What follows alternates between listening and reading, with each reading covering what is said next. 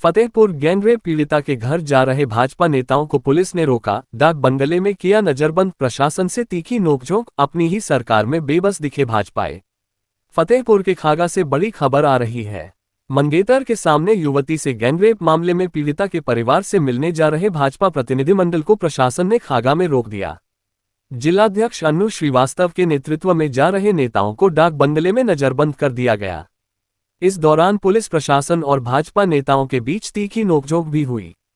खागा थाना क्षेत्र के एक गांव में मंगेतर के साथ बाग में बैठी युवती से दरिंदगी का मामला सामने आया था। इस सनसनीखेज वारदात के बाद से पूरे जिले में सियासी पारा चढ़ा हुआ है। पहले समाजवादी पार्टी और फिर कांग्रेस का प्रतिनिधिमंडल पीड़ित परिवार से मिल चुका है। आज भाजपा जिलाध्यक्ष अन्नू श्रीवास्तव के नेतृत्व में भाजपा का प्रतिनिधिमंडल पीड़ित परिवार से मिलने जा रहा था, लेकिन खागा में एसडीएम, अपर पुलिस अधीक्षक समेत भारी पुलिस बल ने उन्हें रास्ते में ही रोक लिया। प्रशासन और भाजपा नेताओं के बीच काफी देर तक नोकझोंक हुई। भाजपाइयों का कहना था कि विपक्षी दलों को जाने दिया गया तो उन्हें क्यों रोका जा रहा है, लेकिन प्रशासन ने कानून व्यवस्था का हवाला देकर सभी को खागा के निरीक्षण भवन यानी डाक बंगले में बैठा दिया। अपर पुलिस अधीक्षक, सरकार इस मामले में कठोर कार्रवाई के लिए प्रतिबद्ध है। ऐसी कार्रवाई होगी जो नजीर बनेगी।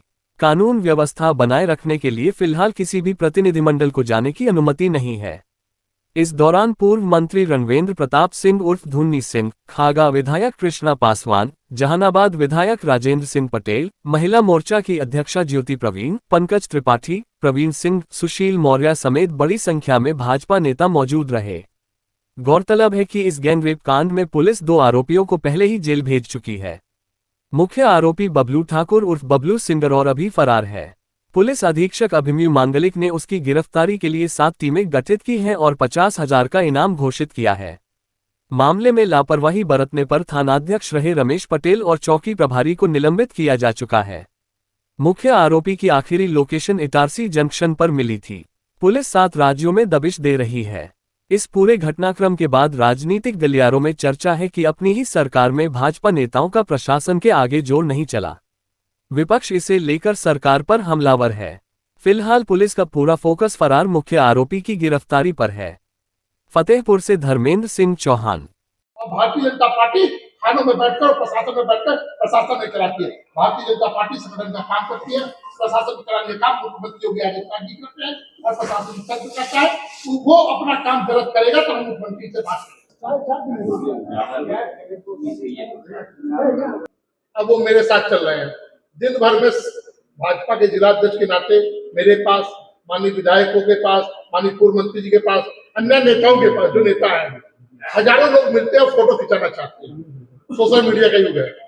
अब किसी को तो भगा नहीं सकते, तो फोटो भी खिंचाते हैं।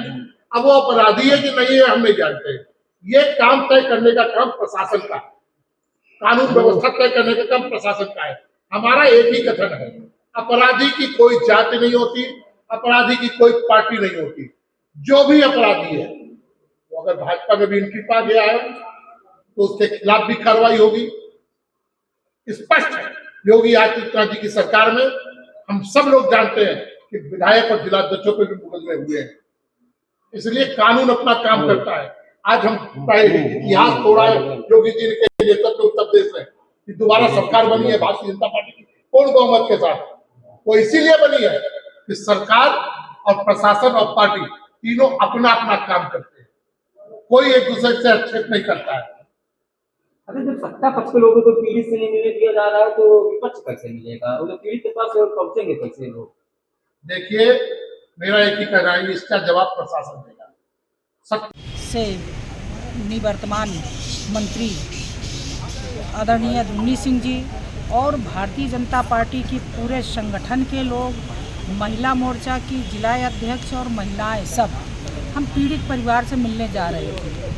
जब पीड़ित परिवार से मिलने जा रही थी तो यहाँ पर हमको प्रशासन ने रोक लिया। हम प्रशासन कार्रवाई कर रहा है। मेरी बात वार्ता रोकने के बाद जब प्रशासन पीड़ित परिवार से वार्ता हुई, उसके बाप से मेरी बात हुई तो बाप को उससे हम पूछा कि आप जो पीड़ित परिवार की तरफ से लिख कर के दिया गया है, आप कार्रवाई से संतुष्ट हैं? तो वो बोले हाँ, हम पूरी तरीके से संतुष्ट हैं और उत्तर प्रदेश के यशस्वी मुख्यमंत्री जी और प्रशासन से हम संतुष्ट हैं।